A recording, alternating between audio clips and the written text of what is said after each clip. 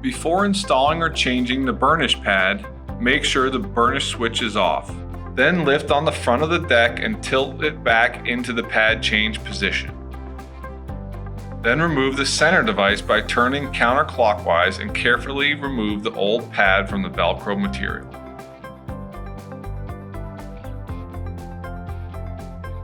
Be advised to carefully inspect the pad holder for cracks or damage and replace it if necessary.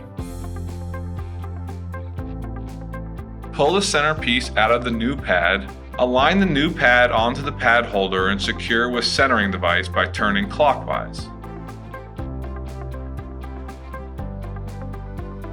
Press pad firmly onto the pad holder face.